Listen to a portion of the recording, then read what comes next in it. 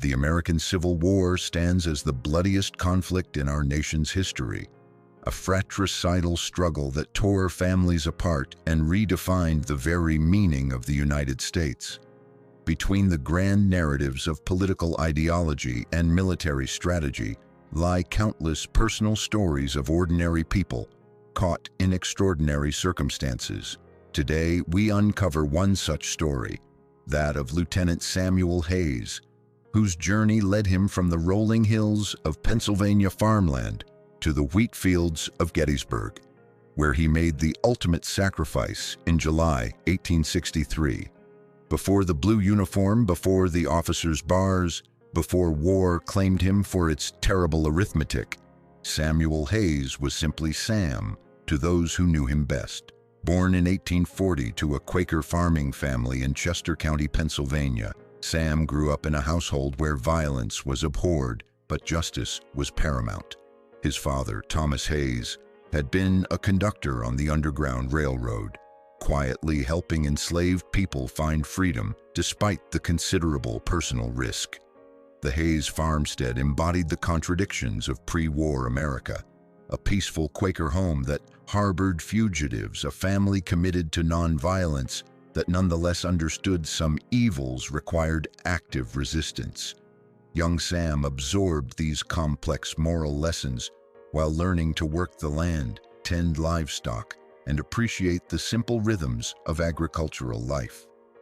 His childhood was marked by early morning chores, one-room schoolhouse education, and evening discussions around the kitchen table, where abstract principles of right and wrong took concrete form. Sam's closest companion was his sister Mary, 3 years younger but equally sharp-minded and passionate about justice. While other farm children focused on practical skills alone, the Hayes siblings were encouraged to read broadly, think critically, and engage with the moral questions of their time. Mary devoured every book she could find, while Sam showed particular aptitude for mathematics and natural sciences, often spending hours studying cloud formations or calculating crop yields with methodical precision. Their relationship deepened as they matured, bonded by shared values and complementary temperaments. Sam provided steady practicality to Mary's passionate idealism. She challenged his occasional tendency toward excessive caution. Together, they helped their father with his clandestine activities, learning to read the subtle signs that indicated when their barn might harbor travelers on their way north to freedom. By the late 1850s, tensions over slavery had reached a breaking point. The Kansas-Nebraska Act, the Dred Scott decision, John Brown's raid on Harper's Ferry, each event pushed the nation closer to armed conflict. In the Hayes household, these developments were discussed with growing urgency. Thomas Hayes, despite his Quaker pacifism, began expressing the reluctant conviction that violence might prove unavoidable. Sometimes, he told his children one evening in 1860, the cost of peace becomes greater than the cost of war. Sam's transformation from farm boy to soldier began slowly, then accelerated rapidly. When Abraham Lincoln won the presidency and southern states began seceding, many young men in Chester County felt the pull of duty. Sam initially resisted, his Quaker upbringing creating deep conflicts about taking up arms. But as reports arrived of the attack on Fort Sumter and the president's call for volunteers, his internal struggle intensified. The decision came in April 1861, following news that Confederate forces had fired on the flag at Fort Sumter. Sam found Mary in their family's garden, tending the vegetables that would help sustain Underground Railroad travelers. Without preamble, he announced his intention to enlist.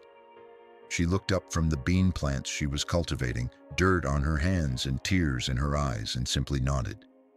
"I know," she said. "I've been watching you wrestle with this for weeks. Father will understand. Mother will worry herself sick, but she'll understand too." Their last evening together as civilians was spent walking the familiar paths of their childhood, past the creek where they'd caught fireflies, through the woods where they'd built elaborate forts, around the barn that had sheltered so many seeking freedom. They spoke little but understood much. Two siblings facing the reality that their shared childhood was ending and their separate adult lives were beginning under the shadow of national catastrophe. "Promise me you'll keep reading," Sam had said as they stood beside their mother's rose garden in the gathering dusk. "Don't let this war narrow your mind or harden your heart." "Promise me you'll remember who you are," Mary replied. "Whatever happens out there, remember you're fighting for something better, not just against something evil." Lieutenant Samuel Hayes enlisted with the 72nd Pennsylvania Infantry Regiment in August 1861, his education and natural leadership qualities quickly earning him a commission. His early letters home revealed a thoughtful young man grappling with the realities of military life while maintaining his commitment to the cause. He described the transformation from farmers and shopkeepers to soldiers with a mixture of pride and melancholy, noting how quickly young men adapted to discipline and purpose while mourning the innocence they left behind. The 72nd Pennsylvania participated in several minor engagements during 1862, giving Sam his first taste of combat. His letters during this period show growing competence as an officer, balanced by increasing understanding of war's true cost. He wrote detailed descriptions of battlefield tactics for Mary, knowing her sharp mind would appreciate the strategic complexities while carefully shielding her from the worst horrors he witnessed. By spring 1863, the Army of the Potomac had endured a series of defeats that tested both military capability and national resolve. The disaster at Chancellorsville in May had cost thousands of casualties while allowing Confederate forces under Robert E. Lee to maintain the initiative.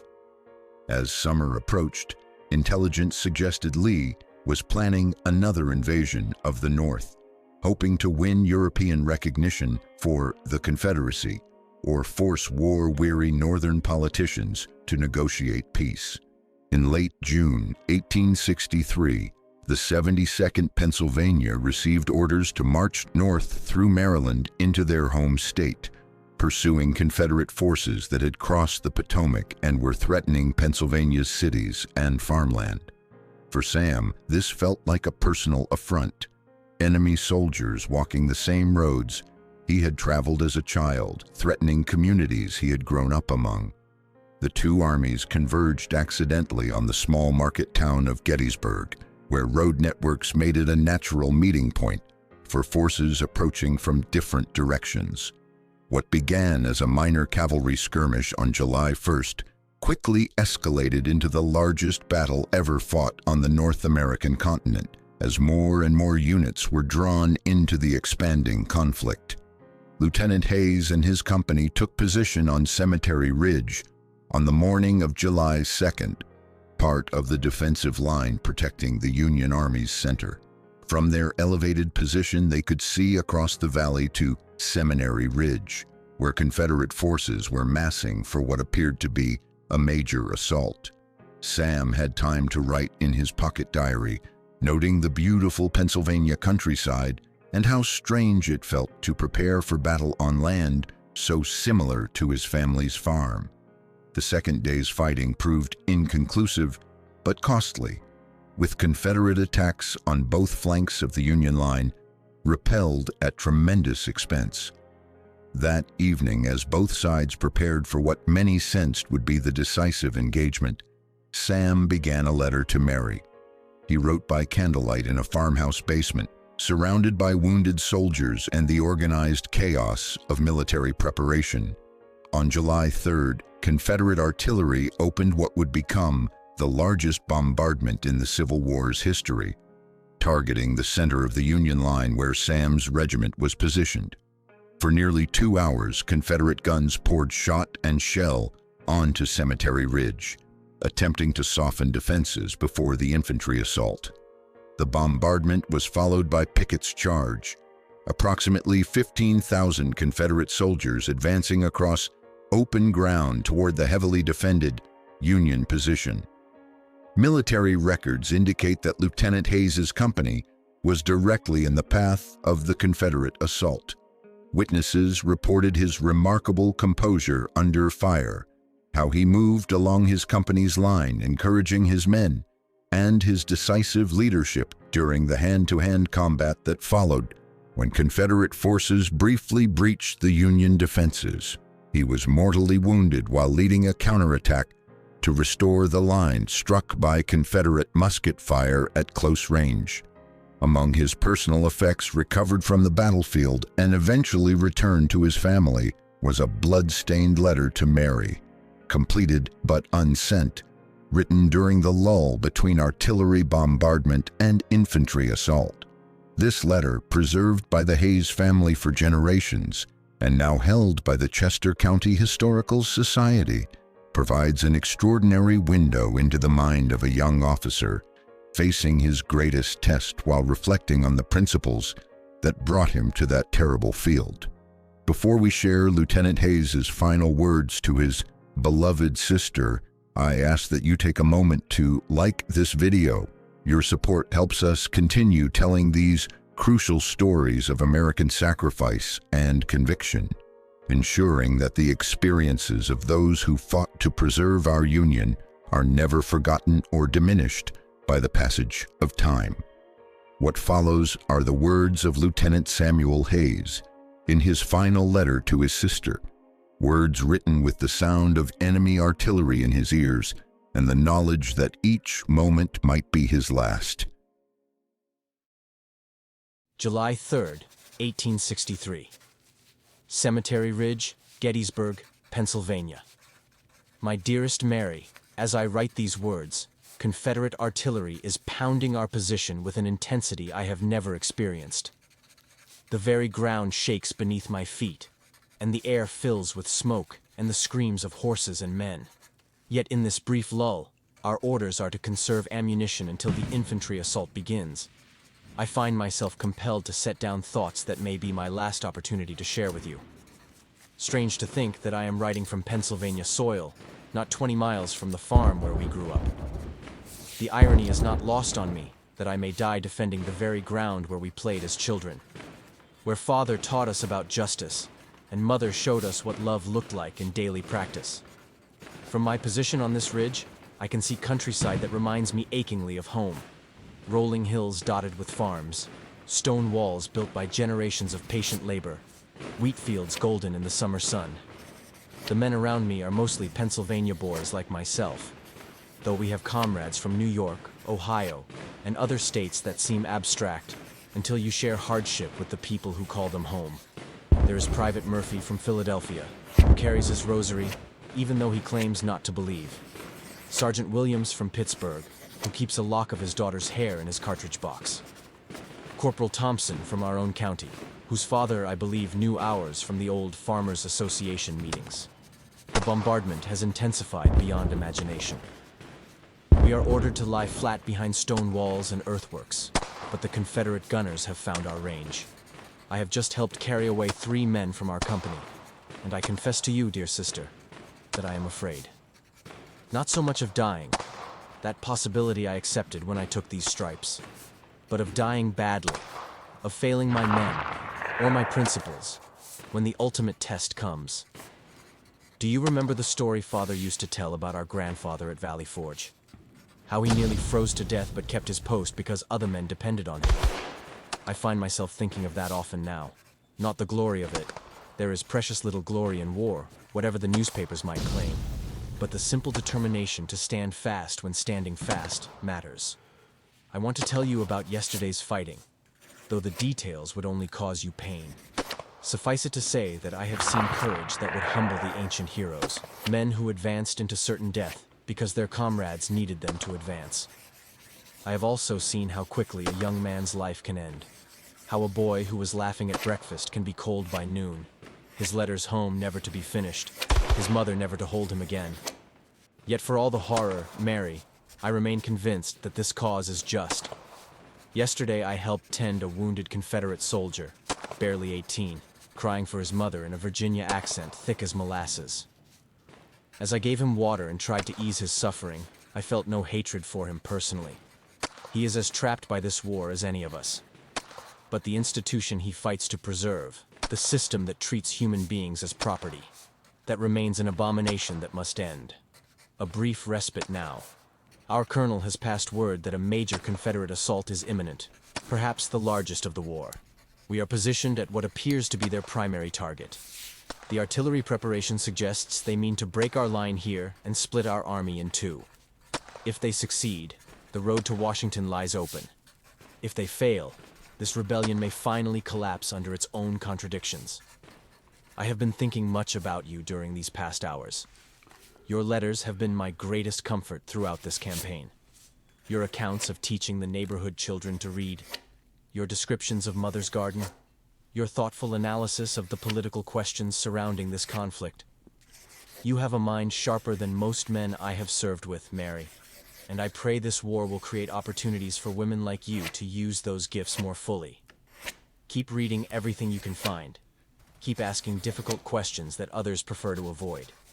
Keep believing that human beings can be better than their worst impulses, even when evidence suggests otherwise. The world will need people like you when this madness ends. People who remember what we were fighting for, not just what we were fighting against. I hope you will not think less of your Quaker brother for taking up arms.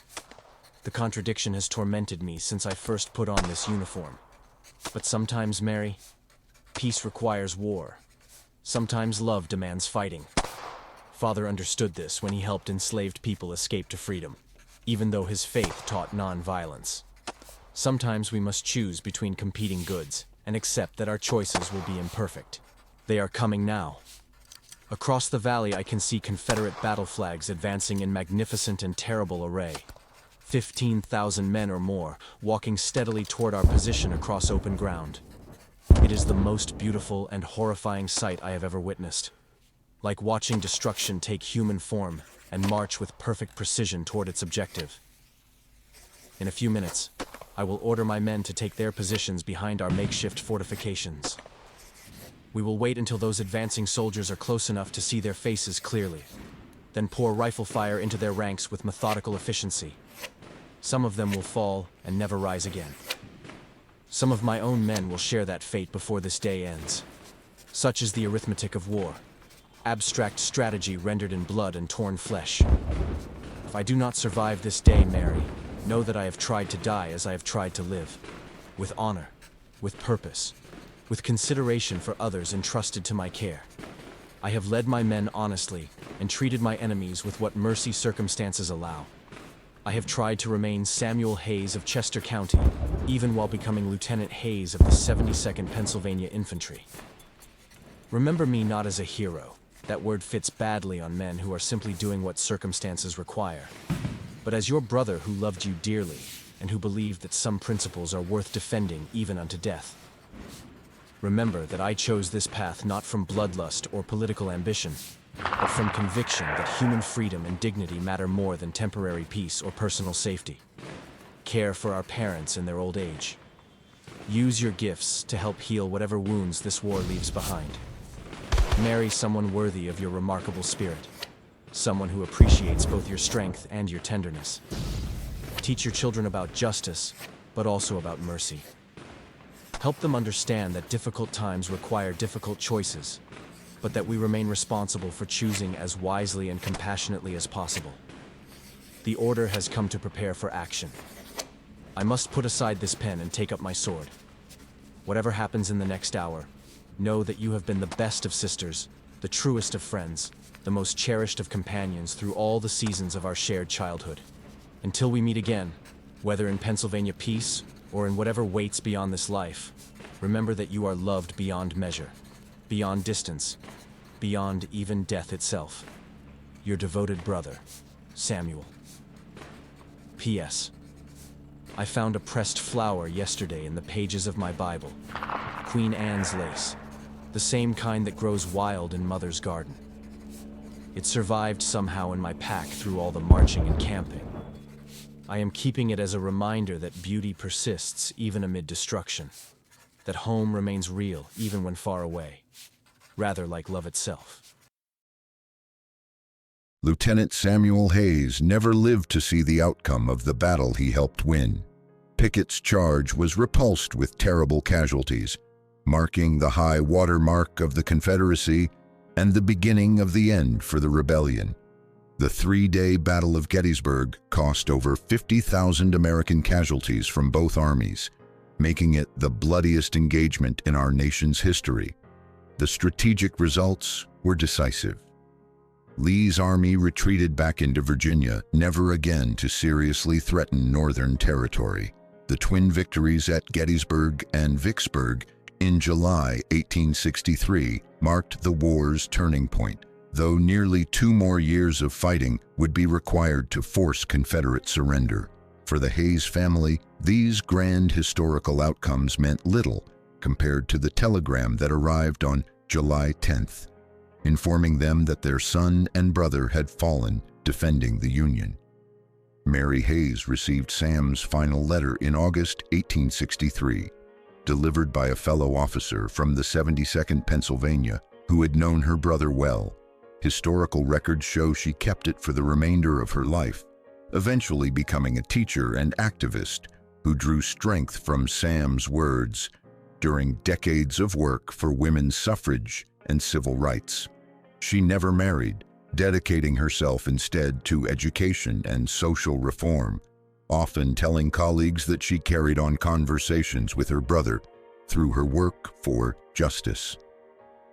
The Battle of Gettysburg has been analyzed exhaustively by historians, its tactical and strategic dimensions thoroughly documented. We know the positions of every regiment, the timing of each attack, the decisions that shaped the battle's outcome. But these military details tell us little about the human experience of those 3 days in July 1863. The fear, courage, conviction, and sacrifice of individuals caught in history's machinery. Lieutenant Hayes' letter offers us such a window, not just into one young officer's final hours, but into the moral complexity of a war that tested American principles and character in ways the founding generation never anticipated. His words transcend the specific circumstances of his death, speaking to universal human experiences of conscience, duty, love, and the search for meaning amid chaos. What wisdom might we glean from Sam's final communication? What insights does his interrupted life offer those of us living in less catastrophic times? Perhaps the first lesson concerns the nature of moral conviction itself. Notice how Sam struggled with the contradiction between his Quaker upbringing and his decision to take up arms. He didn't resolve this tension through easy rationalization, but acknowledged it honestly while choosing what he believed was the greater good. "Sometimes peace requires war," he wrote. "Sometimes love demands fighting." This recognition that moral choices often involve choosing between competing goods rather than obvious rights and wrongs seems especially relevant in our polarized age. Sam's letter also reveals profound insights about courage. He admitted his fear honestly. "I confess to you, dear sister, that I am afraid," while distinguishing between cowardice and legitimate concern for living up to his responsibilities. His courage wasn't the absence of fear, but the determination to act rightly despite it. In our culture often obsessed with projecting strength and confidence, his honesty about vulnerability while maintaining commitment to duty offers a more authentic model of bravery. There is also, in Sam's words, a remarkable ability to see his enemies as fellow human beings rather than abstractions. His description of tending the wounded Confederate soldier, barely 18, crying for his mother, reveals someone who could distinguish between opposing a system and hating individuals trapped within it. This perspective seems particularly valuable in our current moment of political polarization, when it becomes easy to demonize those with whom we disagree, rather than recognizing their humanity while still opposing their positions. Perhaps most striking is Lieutenant Hayes's reflection on what constitutes a meaningful life and death. He explicitly rejected heroic narratives, Remember me not as a hero. That word fits badly on men who are simply doing what circumstances require, while affirming his commitment to principles worth defending, even unto death. This perspective challenges our culture's tendency to either romanticize military service or treat it with indifference, suggesting instead a middle path that honors sacrifice without glorifying violence. Sam's advice to Mary reveals wisdom about how to live constructively in the aftermath of tragedy. Help heal whatever wounds this war leaves behind, he urged. Teach your children about justice, but also about mercy. These words suggest someone who understood that the ultimate test of his sacrifice would be whether it contributed to building something better, rather than merely destroying something evil.